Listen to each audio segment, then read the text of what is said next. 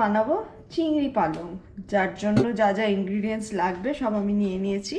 ফার্স্টে লাগবে পালং শাক, তারপর লাগবে পালং শাকটা আমি কুচিয়ে নিয়েছি, আর লাগবে কুচনো পেঁয়াজ যেটা আমি অলরেডি করে নিয়েছি, আর লাগবে ছোট চিংড়ি মাছ। আমার কাছে এই প্রনসটা ছিল সেটা সাইজটা একটু বড় ছিল, তাই আমি ওটাকে হাফ করে নিয়েছি।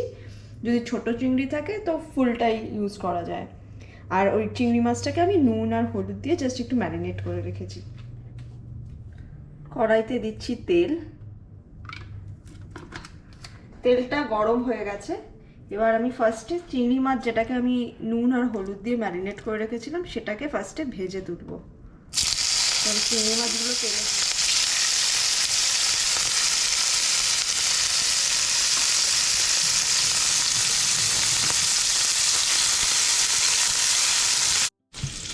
চিংড়িটা মোটামুটি ভাজা হয়ে গেছে। এবার আমি এটাকে তুলে নেব প্লেটে।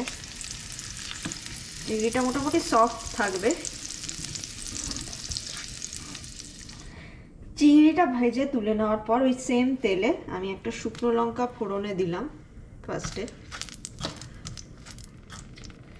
এবার আমি দেব ফোড়নে একটুখানি পাঁচ ফোড়ন।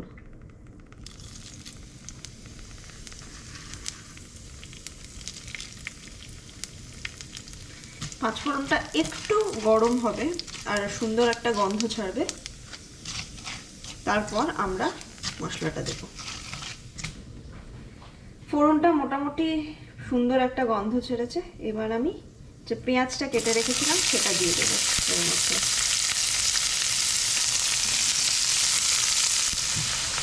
পেঁয়াজটাকে আমি একটু ভাজা ভাজা করে নেব। পেঁয়াজটা মোটামুটি ভাজা হয়ে গেছে, খুব লাল লাল ভাজা হবে না, মোটামুটি একটু সফট হবে পেঁয়াজটা।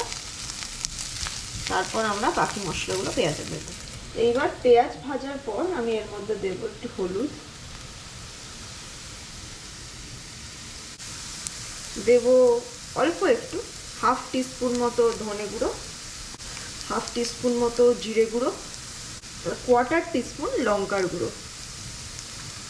ব্যাস, আর এখন মশলা লাগবে না। এবার জাস্ট মশলাটাকে আমরা মিক্স করে নেবো একসাথে। মশলাটা মিক্স করে নিয়েছি পেঁয়াজের সাথে। অল্প একটু জল দেবো যাতে মশলাটা পুড়ে না যায়, দিয়ে একসাথে মিক্স করে নেবো আমি। মশলাটা পেঁয়াজের সাথে মোটামুটি আমি কষিয়ে নিয়েছি। মশলাটা তেল ছেড়ে দিয়েছে আর কাঁচা মশলার গন্ধটাও চলে গেছে। এবার আমি এর মধ্যে শাকটা অ্যাড করে দেবো।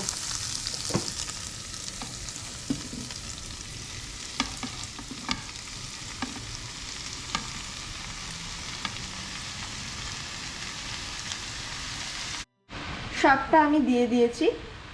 এইবার আমি গ্যাসের ফ্লেমটা লো করে দিয়ে একটু এটা জিনিসটা চাপা দিয়ে দেবো, কভার করে দেবো যাতে শাকটা মজে যায়। তারপর আমি মশলার সাথে শাকটা মিক্স করব। শাকটা মোটামুটি মজে গেছে। এবার আমি ঢাকনাটা খুলে মশলার সাথে শাকটা জাস্ট মিক্স করে দেবো।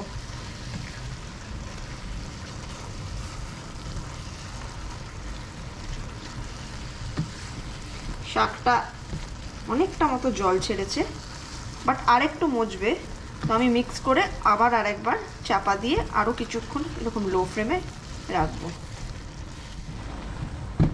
এই যে আমি মিক্স করে দিলাম।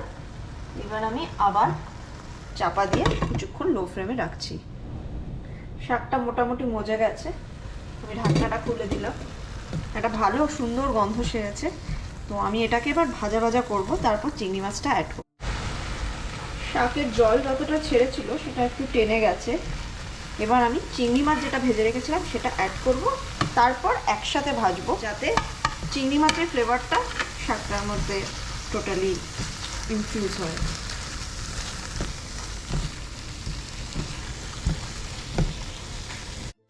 জলটা একদম শুকিয়ে গেছে আর শাকটাও মোটামুটি ভাজা হয়ে গেছে, চিংড়ি মাছের সাথে মিক্স হয়ে গেছে। এবার দেব নুন।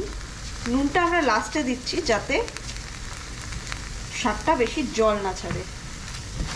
দিয়ে দিলাম নুন। এইবার দেব অল্প একটু চিনি, মোটামুটি হাফ টিস্পুন মতো চিনি দিচ্ছি। দিয়ে মিক্স করে দেবো। রান্না মোটামুটি হয়ে এসছে, হয়েই গেছে। এবার অল্প একটু গরম মশলা দেবো উপর থেকে, একদমই অল্প। তারপর এটা মিক্স করে দিয়ে আমি ফ্লেমটা অফ করে দেবো গ্যাসের। রান্না রেডি। রান্না রেডি অ্যান্ড সার্ভ। এটা খুব টেস্টি হয় খেতে, স্পেশালি যারা প্রন লাভার্স। শাক তো খুব হেলদি, তো খুবই ভালো হয় খেতে।